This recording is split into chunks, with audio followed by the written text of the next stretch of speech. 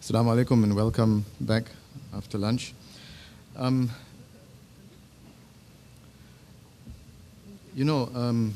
This way of thinking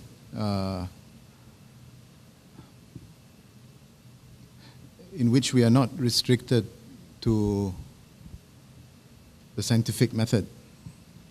It's part of Islamic tradition. It's also part of, it's the Greek heritage. It's medieval Christian tradition as well. That knowledge is derived not only through induction or deduction, but also through poetic means or rhetorical means. Sometimes these methods are simply to embellish the writings of the author, but sometimes they have a very strong didactic or teaching purpose. Ibn Khaldun, he was commenting on the stupidity of some of the historians before him. And one of the things he said, al-mar'a jahil bin al-anam wakhimun wabilun. Meaning, al-mar'a jahil is the pasture of stupidity. The pasture of stupidity is, it's unwholesome and not good for mankind. Now, this is a humorous way of referring to the problem. Sometimes the use of metaphors have a purpose beyond humor. For example, Ibn Khaldun said that the history, the past resembles, the future resembles the past more than one drop of water resembles another.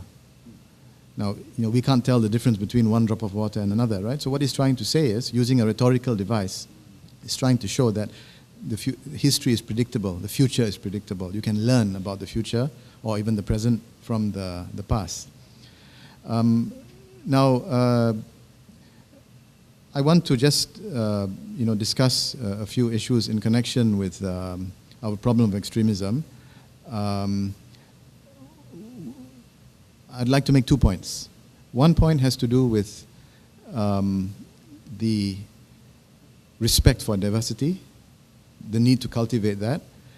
And the other one has to do with the way in which we can cultivate this, and that refers to the whole knowledge enterprise. How do we approach knowledge? And that relates to what I was saying about Ibn Khaldun just now. So let me just, so there are 2 points, yes? One on the respect for diversity, and the other is on the approach to developing ourselves knowledge-wise in order that we can respect diversity. So first, the respect for diversity. We have been told in this country that pluralism is against Islam. Let me tell you the story of I don't remember whether I told this story before, and I don't remember whether I told it to you or other people, but it's about the origin of the university. Have I told this to you before? No? Okay, good. Because I'm running out of stories, to be honest with you. But this is a very good example. It's worth repeating if you've heard it before. In the modern world, most people think that the modern university most people think the university originated from medieval Europe. They think of the University of Paris, Bologna, of course, a little later on, I think, around the same period, you have Oxford, Cambridge, and so on. Now, the form in which the university exists today, of course, did come from medieval Europe. But the medieval European universities themselves owe a lot to Muslim institutions. Very interesting example is the whole idea of degree giving. In European languages, most European languages, the degree, I think, licence in French and variations of that in Latin, derived from Latin, in Spanish and Portuguese and Italian, licence, permission, right? This is actually probably a translation of ijaza. Now, ijaza is the permission that a sheikh gives to his student or to his murid when he feels that the murid is ready to pass on the teachings. And that permission, that ijaza, is symbolized by the sheikh putting his turban or his cloak on the head or the body of the student. And this is probably the origin of the cap and gown ceremony in the modern university graduation ceremony. In fact, it has even been argued by some Orientalists that the full phrase, ijaza bihaqqa riwaya, permission to, giving permission of the right to transmit. Some of the Orientalists had speculated that that is the origin of the term baccalaureate, because it seems that according to Latin etymology, there isn't a root word for baccalaureate in Latin itself.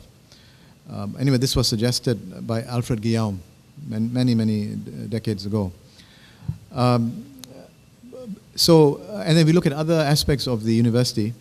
We find that there are many concepts in the modern university that can be traced to Islamic origins. Now, one of the big differences between the early Islamic university and the medieval universities during the same period in Europe, in the medieval European universities, the degree was granted by the church, by the Pope. Whereas in the Muslim universities, the ijaza was given by the sheikh. What this meant was that the church could ban certain readings and certain teachings, as they did very often. There was no central authority that could do the same in the Muslim world, because the authority was with the sheikh. So you had a great deal of academic freedom in the Muslim institutions as compared to Europe.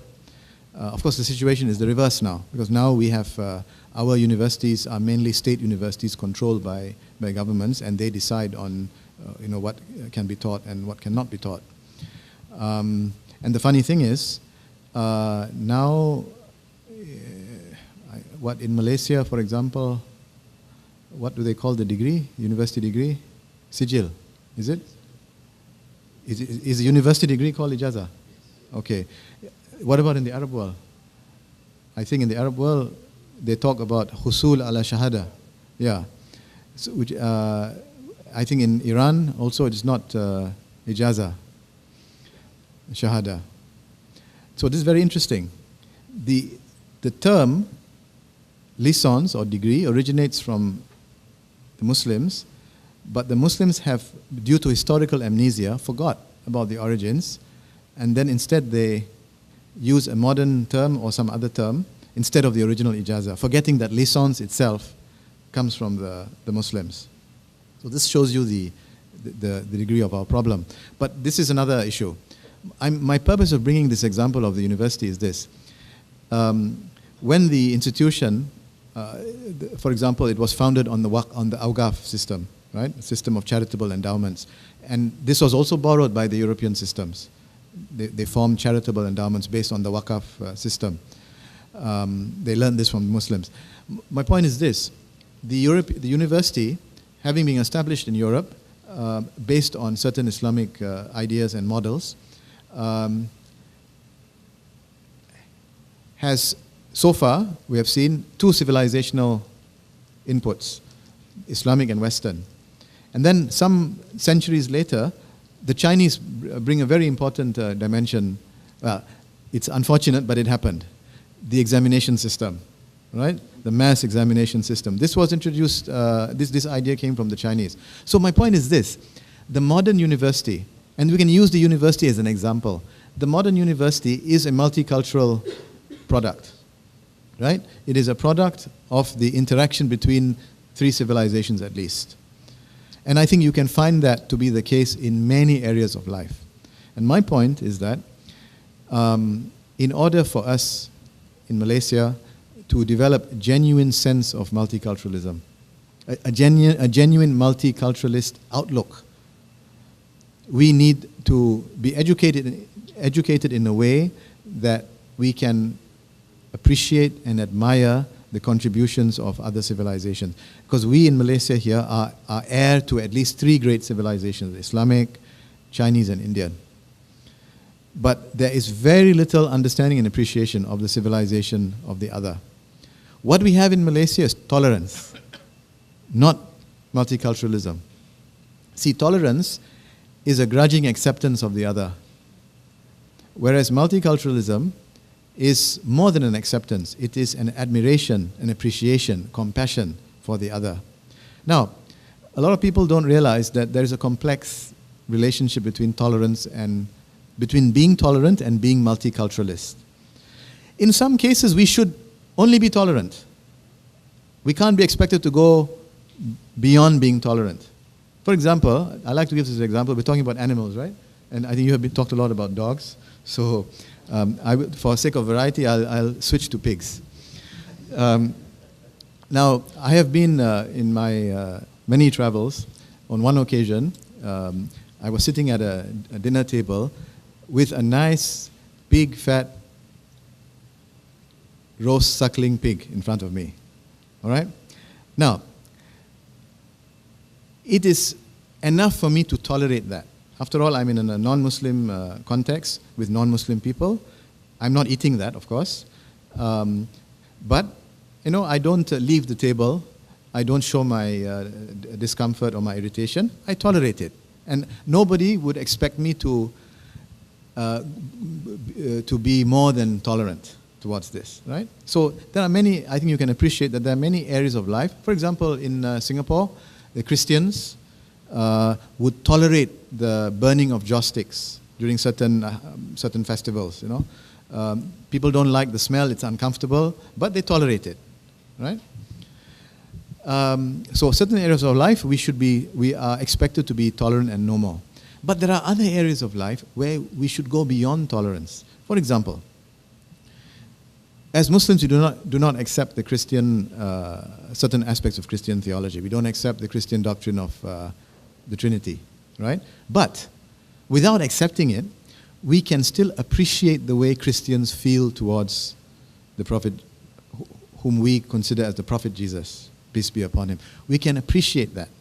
And maybe, for example, when Muslims think about the martyrdom of Sayyidina Hussein alayhi salam, when we think about that, maybe we will be able to appreciate and understand the way Christians feel about the crucifixion of Jesus. So we don't have to accept the theology, but we can appreciate and develop an appreciation for their sentiments towards Jesus.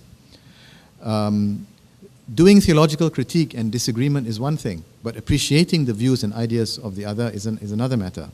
So this is what I mean. Being multicultural, having a multiculturalist outlook on life, means going beyond tolerance, appreciating and understanding and having a compassion for the contributions, the civilization, the values of the other. And we have a long way to go as far as that is concerned. When last year or 2 years ago, I spoke at a Gandhi Memorial lecture to an audience of Malaysians. Many of them were Indians and many of them were Hindus. And I spoke about Gandhi. And one of the things I said was that although Gandhi is, the Gandhian legacy is for the whole world, but very few Malaysians know anything about Gandhi. And those who know more about Gandhi would be Indians, would be Hindus. Very few Chinese, very few Malays, very few Muslims know about Gandhi. At most, they know something about non-violent resistance. And maybe they might have some vague idea about how Gandhi made salt, because they may have caught the movie. But they know very little about Gandhi. Very few Muslims know that Gandhi had a very emotional, had very strong sentiments for Sayyidina Hussein. Right? He recognized Sayyidina Hussein's struggle as a universal struggle for justice. And there are many other things that Gandhi said about Muslims, many things he said about the human condition, many things he said about colonialism, about corruption, which are so relevant for Malaysia today. But again, we have very little appreciation. So this is, I think you have an idea of what I mean when I'm talking about multiculturalism. So what it means is, again, I'm pessimistic because I don't see us having the political will to do this. You need to really revamp the education system, right? The education system has to be serious about the way it teaches about, not only about Islam, but also about Indian civilization and Chinese civilization, so that all these major groups in Malaysia, from young, develop a deep sense of appreciation for the civilizational contributions of one and the other. And in that sense, you will create a generation of people who are truly pluralistic or multiculturalist in their outlook. Now, this reason, the reason to be multiculturalist is not simply for the sake of, it's not simply because we are living in Malaysia and we are living in a multicultural society and we have to live with other races and other religions. That is not the reason, the only reason, right? Because I would argue that even if we were a 100% Muslim society, we should be multiculturalist, or if you prefer the term cosmopolitan, in our outlook. And the reason is, it is a requirement of Islam. And I would like to refer you to for example, the various agreements or covenants that the Prophet made with Jews and Christians, which is founded on this profound sense of respect for the other and not tolerance. In the Sahifa, for example, the series of agreements that the Prophet made with the Jews of Medina, the Jews are referred to as being part of the Ummah. The Prophet refers to the Muslims and the Jews as being part of one Ummah.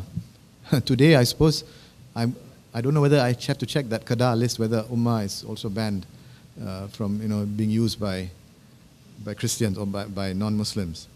But I wanted to also mention well, I don't have it here. I don't know where I have it.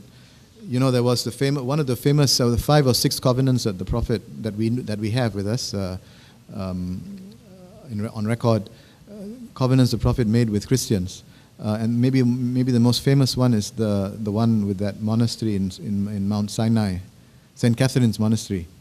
So you have this covenant, and this covenant is all about protecting the rights and the integrity of the Christians of this monastery. So much so that the Prophet warned Muslims that if they broke that covenant, it would be breaking his covenant with God. It would be breaking the promise that he made to God. You see? That's serious. Now, if we were to take that sunnah seriously, it means that we should not only, as Muslims in Malaysia and as the rulers of this country, not only tolerate Christians, but go out of our way to protect them. But are we doing that? Are we going out of our way to protect Christians where their rights are due? So, to being really multicultural and being really cosmopolitan means, again, going back to Islamic tradition and then, living our lives in line with that tradition. And it's not easy because it would require being politically incorrect. It would require going against ultra nationalist or extremist tendencies. But it's obviously the right thing to do. But we don't have the political will to do it. Now, if we were to draw on tradition to be genuinely multicultural, and therefore to move away from extremism, to move away from the imbalance between inclusivism and exclusivism, and the other imbalances that I talked about. It means adopting an approach to the study of our tradition which is more rational and more critical. Because you can find things in tradition that would justify exclusivism, that would justify xenophobia. I'll give you an example, and this is a controversial issue.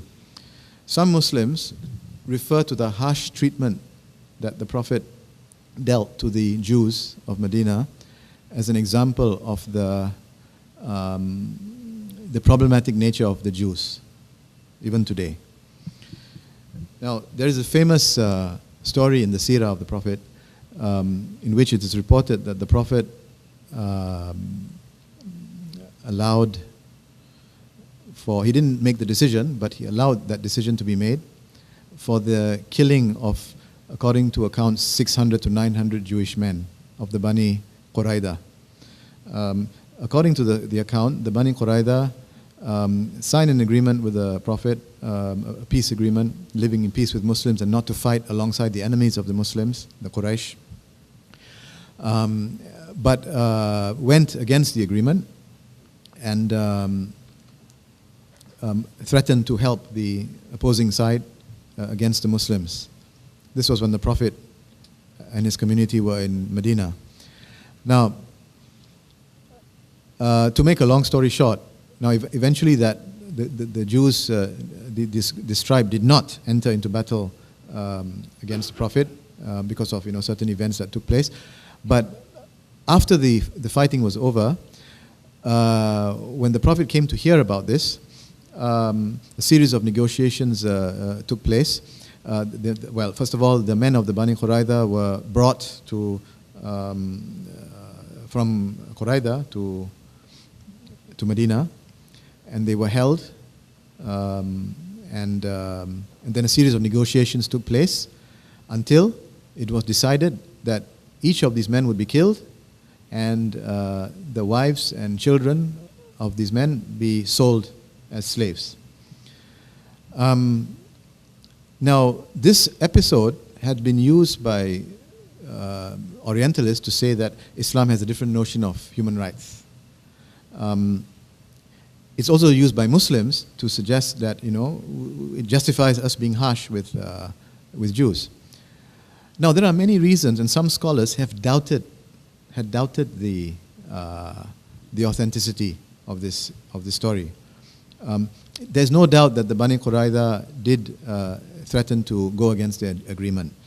The episode, this much is mentioned even in the Quran. What is not mentioned in the Quran is what happened to them.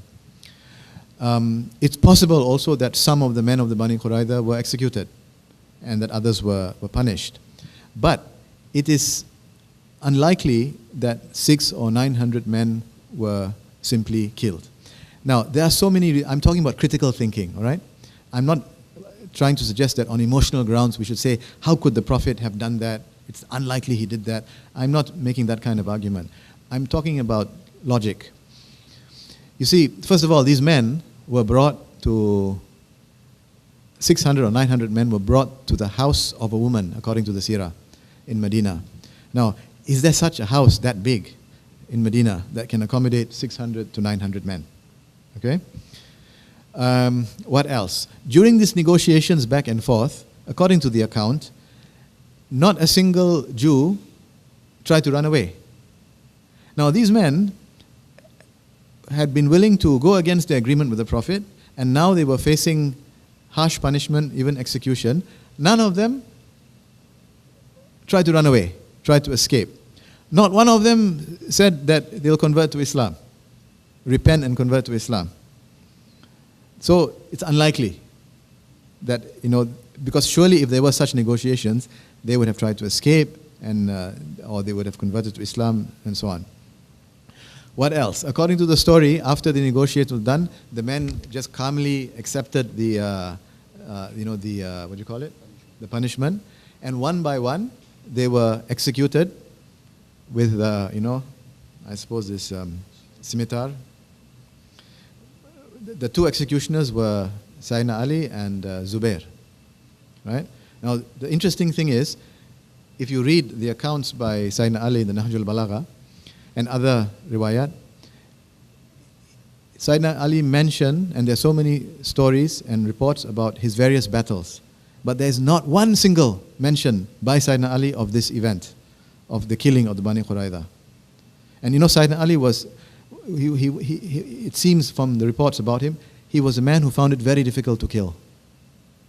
The famous story about how he withdrew his sword from killing an opponent because the fellow spat at him. And then he said, well, if he were to kill him, he would be killing him for the wrong reason, out of anger rather than defense. So not one word was mentioned by Sayyidina Ali of the hundreds of men that he slayed among the Bani Qurayza. There are so many other things. Perhaps the most damning evidence is that the Jewish sources that talk about the life of the Prophet, sources that were contemporaneous with the Prophet or slightly shortly after, none of them mention this issue of the event of the Bani Qurayza. Later Jewish sources do mention it, but they are based on the Islamic sources, on Ibn Ishaq and Al-Waqidi and some of the early seerah and histories. They are not based on Jewish sources. So if you look at this line of reasoning, there are grounds for us to doubt the official account, right? Now, to doubt the what do you call the dominant narrative, the dominant accounts. Now, because we are reluctant to criticize our own history, our dominant accounts, our dominant narratives, we are subject to criticism and ridicule. You remember that little documentary or film, The Innocence of Muslims? You know what they were saying, and they are right. They were saying that these are based on Muslim sources. Of course, the Muslim sources don't ridicule the Prophet and make him out to look like a buffoon as the movie did. That was the artistic license of the, of the producers. But the basic storyline, these are all a lot of it is from the seerah. We fail to be critical about how we have reported about the life of the Prophet. And we pass them off as authentic.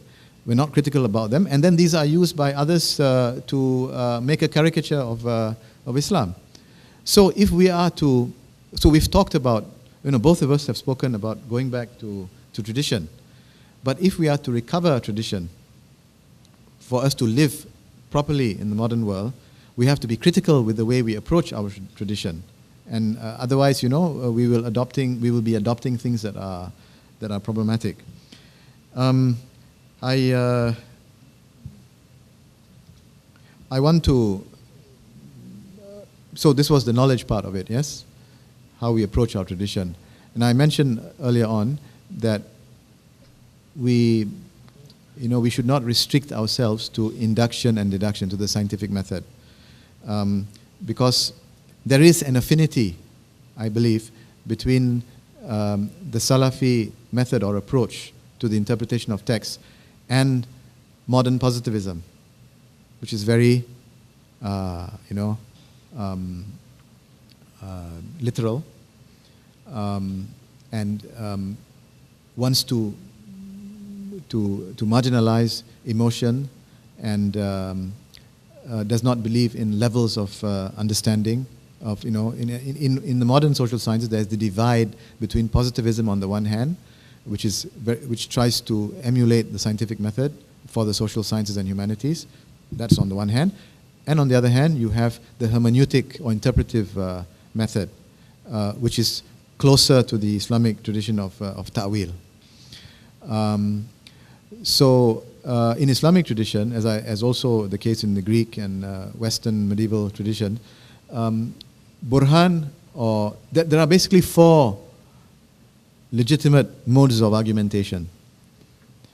Burhan, usually seen as deduction, but also includes induction, is what we call the scientific method, demonstration.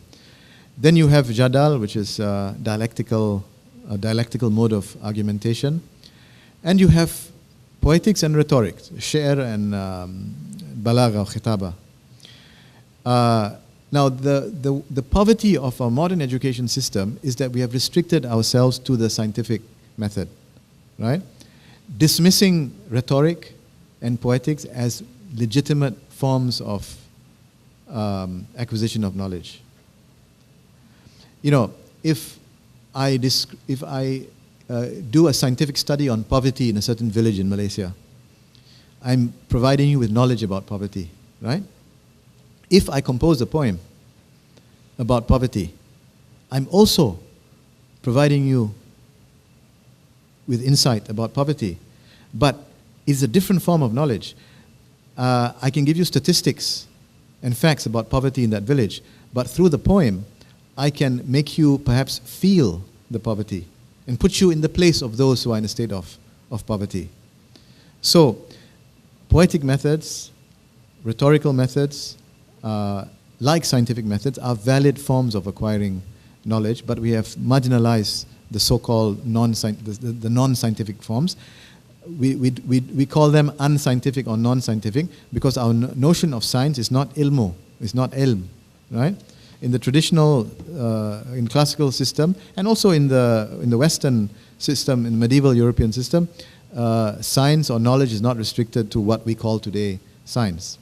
So here is another way in which we need to change our educational system to be more universal in our notion of knowledge and the modes of argumentation and knowledge acquisition. I wanted, time is up, right? Yeah, okay, I'm going to finish now. I wanted to, just to sort of, maybe by way of encouragement to ourselves, regarding this diversity in modes of knowledge, there are some things you can only know through metaphor and through allegory. That's why the Muslim philosophers and Sufis, especially of the past, resorted to metaphors. We have been talking about Rumi, right? Rumi opens the Masnavi with a reference to the ney. You know what the ney is? The seruling, the Malays call it seruling, flute, made from bamboo. It says, are there any Persians in the, well, I'm embarrassed to speak Persian in front of Persians, but the first couple of lines, Beshnu inne chun shikayat mikonad az joda ya hekayat mikonad. Listen to this ney, complaining of telling the story and complaining of the separation, basically, right? The idea is this, the ney, imagine the ney, the flute made from bamboo, plucked from the reedlands, right? Plucked from the reedlands, and then made into a flute with holes bored into it, and then the musician blows his breath into the flute, and the flute comes to life with music. But when it comes to life with music, it realizes that it is separated from its origins, and it is complaining of that separation, it is sad of that separation. So this ney is a metaphor for man, for humans, that God made humans from earth and then made holes in it, our mouth, our eyes, our this or that, and blew his breath into it, and it became alive. But Rumi is saying, those who are conscious and aware are in a state of huzn, not exactly sadness, melancholy, kind of melancholy, right? Because you are aware of your separation from the beloved, from God. That's why he referred to death as Shab-e Arus, the wedding night, right? Now, imagine why I'm talking about different modes of imparting knowledge. You cannot teach to a child, or even to an adult, about the love of God by simply discoursing about it in a philosophical manner, in a rational manner. But by the use of allegory, of metaphor, of poetic methods, basically, you can get the child, or even the adult, to appreciate this idea of the love of God. Right? That's why I think the Sufis use such language. And finally, I want to say this. Another story. This one, I won't tell you the whole story. You go and read it for yourself. The famous Conference of the Birds, Fariduddin Attar. Right? Attar was maybe, he must have lived a few decades before Rumi. According to one of the accounts, when Rumi traveled to, when Rumi left Balkh and went to what is now called Turkey, he did stop and met in Neshabur. He met Attar. Rumi was still a kid at that time.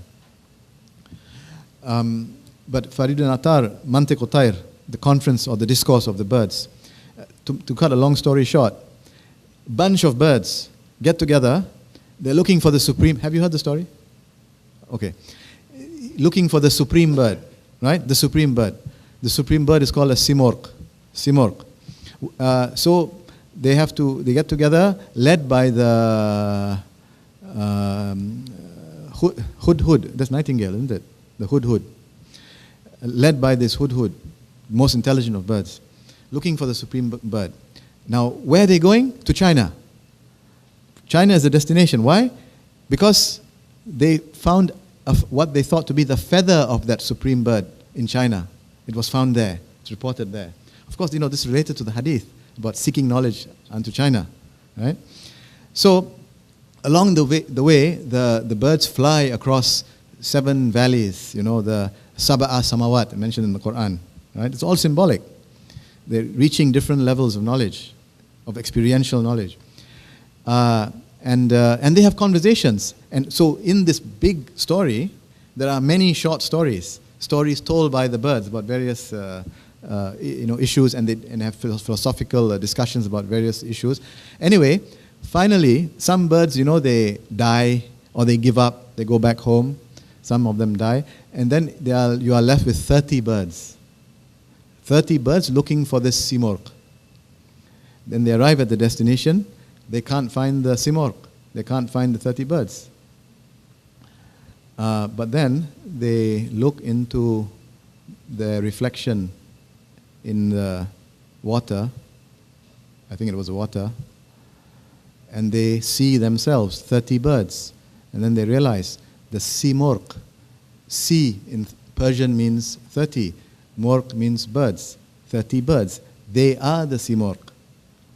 Right? In other words, it is an expression of the ayat in the Quran, أَقْرَبُ إِلَيْهِ مِنْ حَبْلِ الْوَرِيدِ. In a sense, it's an expression of that, right? That means God is closer to you than your jugular vein. God is in you. You have to look into yourself to find God first, rather than looking outside. And that is what they realized, right? So again here, you have very powerful imagery, use of allegory and the use of metaphors to convey this idea of the closeness of God. Now, we really have to move beyond the scientific method. In a sense, we are using the scientific method in teaching religion, a very positivist approach, that the Quran says this, the Prophet said that, do this, do that. It's a very simplistic approach. We need to go beyond that in order to, for the next generation to not only be good Muslims in the Shari legalistic sense of it, but also in terms of their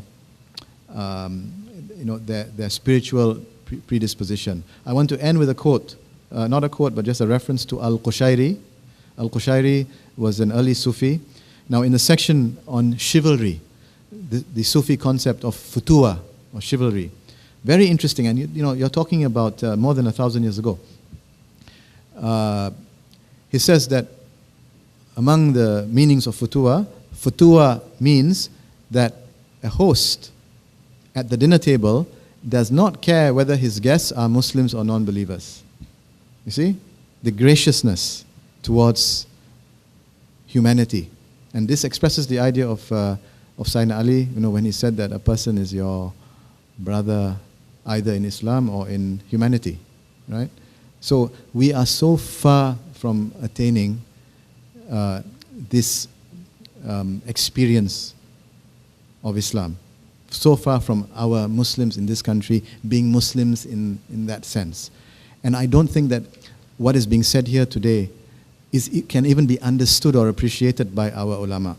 I'm very sorry to say. At least the ulama who are in charge of religious education, who are in charge of the religious departments. I don't think they can even feel for what we are saying, let alone think about revamping the religious education system. So it's an extremely difficult situation that we are in. Thank you.